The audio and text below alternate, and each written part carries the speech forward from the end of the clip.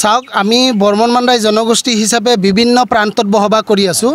অকল BTC বুলি নহয়, বিভিন্ন প্ৰান্তত বসবাস কৰি আছোঁ। কাৰণ এতিয়ালৈকে লোকসভা নিৰ্বাচন যিহেতু আমাৰ বেছি দিন নাই, তো এতিয়ালৈকে আমাৰ লগত কোনো MP বা কেণ্ডিডেটসকলে আমাৰ এতিয়ালৈকে কোনো আলোচনা বিলোচনা হোৱা নাই। আৰু আমাৰ ভিতৰত, আমাৰ জনগোষ্ঠীৰ ভিতৰত, আমাৰ ভিতৰত আলোচনা বিলোচনা চলি আছে। যদি কোনোবাই ৰাজনৈতিক দলে আমাৰ লগত আহি যদি আমাৰ কথা যিখিনি আমাৰ প্ৰতিশ্ৰুতি সেইবিলাক যদি আখৰে আখৰে পালন কৰে, নিশ্চয় আমি তেওঁলোকক ছাপোৰ্ট দিয়াৰ কাৰণে বাধ্যতা হ'ম। কাৰণ আমি যোৱা নিৰ্বাচনৰ আগতে আমি UPPL আৰু BJPৰ মিত্ৰজোঁট চৰকাৰক আমি সহযোগ কৰিছিলোঁ। কিন্তু তাৰ মাজত আমি UPPL আৰু BJP চৰকাৰ মিত্ৰজোঁট চৰকাৰত আমি সহায় কৰি তেওঁলোকক নিৰ্বাচন জিকাই দিয়াৰ পিছত আমি কি পালোঁ পোৱা নাই, আমাৰ সাধাৰণ ৰাইজে সেই উচিত বিচাৰবিলাক সময়ত দিব। তো সেইকাৰণে মই আমাৰ জনগোষ্ঠীবিলাকক আমি সকলোকে আহ্বান কৰিব বিচাৰিছোঁ যাতে সময়ৰ হত সময়ত মাৰে আৰু সময়ৰ বস্তুবিলাক যাতে মানে সময়ৰ মতে যাতে ভাল চিন্তা চৰ্চা কৰি যাতে ভোট প্ৰদানটো কৰে। কাৰণ নিৰ্বাচনৰ আগত বহুত ধৰণৰ আহি বিভিন্ন কথা ক'ব, কিন্তু এক নম্বৰ কথাটো হ'ল কি, আমাৰ বৰ্মন মাণ্ডাই জনগোষ্ঠীটোৰ সমস্যা কোনে সমস্যা সমাধান কৰিব? যোনে সমস্যা সমাধান কৰিব পাৰিব তেখেতকে আমি ভোট প্ৰদান কৰিম। কাৰণ বিশেষকৈ খৈৰাবাৰী অঞ্চলত আমাৰ ইয়াতে বিভিন্ন জাতি জনগোষ্ঠী বসবাস কৰে, তাৰ মাজতো আমাৰ খৈৰাবাৰীত বিভিন্ন প্ৰব্লেম আছে। যেনে আজি খৈৰাবাৰী এটা চহৰ, খৈৰাবাৰী এটা মানে টাউনত আজি ভাল এটা মানে পেচাব ঘৰ নাই, ভাল মানে লেট্ৰিন বাথৰুম নাই, ভাল মানে দোকানবিলাকৰ ভাল বিজনেছ নাই।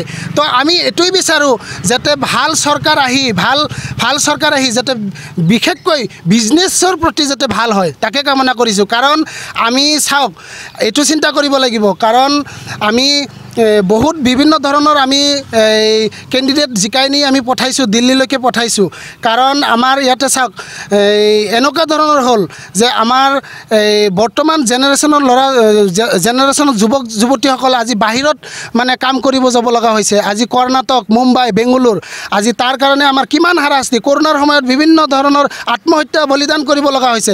তাৰ কাৰণে ভাল কেণ্ডিডেট জিকাই নি যাতে আমাৰ এই অঞ্চলত যাতে ভাল চিন্তা চৰ্চা কৰি যাতে আমাৰ ভাল ইয়াতে যাতে ইণ্ডাষ্ট্ৰিটি দি যাতে ইয়াতেই জব্দ কৰি ৰাখিব পাৰে আমাৰ ল'ৰা ছোৱালীবিলাকক। তাৰমানে কি বিকল্প বৰ্তমানৰ সাংসদগৰাকী দিলীপ শইকীয়া, তাৰ বিকল্পটো কোন বিচাৰিছে নেকি? নাই, এতিয়ালৈকে ক্ষেত্ৰত কি ক'ব চাওক, এতিয়ালৈকে দিলীপ শইকীয়াৰ কথাটো হ'ল সুকীয়া, আমি এতিয়ালৈকে আলোচনা কৰা নাই। যদি তেওঁ আমাৰ লগত যদি আমাৰ আখৰে আখৰে যদি আমাৰ প্ৰতিশ্ৰুতিবিলাক পালন কৰে, নিশ্চয় আমি তেখেতক মানে আঁকোৱালি লোৱাৰ কাৰণে বাধ্যতা হ'ম। কাৰণ তেওঁ যদি আখৰে আখৰে যদি পালন কৰে, সেইটো আমি কোনো পধ্যেই নিবিচাৰোঁ যে মানে কাক কি কৰিম কাক নকৰিম, সেইটো এতিয়ালৈকে আহি পৰা নাই। যদি আমাৰ লগত আলোচনা কৰে, নিশ্চয় আমি সেইটো মানি ল'ব পাৰিম। যুঁজখন বৰ্তমান BPFৰ লগত হ'ব, BPF আৰু BJPৰ লগত, যিহেতু BJP আৰু UPPL মিত্ৰজোঁট চৰকাৰ। তো এতিয়া BPF আৰু মিত্ৰজোঁট চৰকাৰ যিহেতু BJP, তেওঁলোকৰ মাজতে যুঁজখন হ'ব, দুটাৰ মাজতে যুঁজখন হ'ব। ভোটৰ ব্যৱহাৰ বেছি নহয়, কম ভোটত হাৰা জিকাটো হ'ব। চাওক, এটাই কথা, আমি কাটো কোনো পদ্ধতি মানি ল'ব নোৱাৰোঁ। কাৰণ আমাৰ এই অঞ্চলত যদি আমাৰ এই অসমত যদি কাটো আমাক যদি জাপি দিয়ে, কাৰণ অসমীয়া খিলঞ্জীয়া মানুহখিনিৰ অস্তিত্ব নোহোৱা হ'ব। তাৰ কাৰণে আমি অসমত আছোঁ যদি অসমীয়া, আমি সদায় অসমীয়া হৈ জীয়াই থাকিব বিচাৰোঁ। কাৰণ কাখন যদি আমাৰ বাহিৰৰ পৰা আনি যদি জাপি দিয়ে, আমাৰ ইয়াতে জাপি দিয়াৰ লগে লগে আমাৰ ইয়াতে এতিয়া বৰ্তমান এনেকুৱা হ'ল, খিলঞ্জীয়া মানুহখিনিৰ ভৰি দিয়েই জাগা নহ'ল। বাহিৰৰ পৰা যদি কাখন আজি জাপি দিয়ে অসম চৰকাৰে, তেতিয়াহ'লে আমি কোনো পদ্ধতি মানি ল'ব নোৱাৰোঁ। কাৰণ যদি ঠিক তেনেকুৱা যদি অসম চৰকাৰে যদি কাটো জাপি দিয়ে, আমি এই অসমত যিমানখিনি খিলঞ্জীয়া জনগোষ্ঠী আছে, আমি একেলগে হৈ একগোট হৈ আমি গণতান্ত্ৰিক আন্দোলন কৰিবলৈ বাধ্য হ'ম।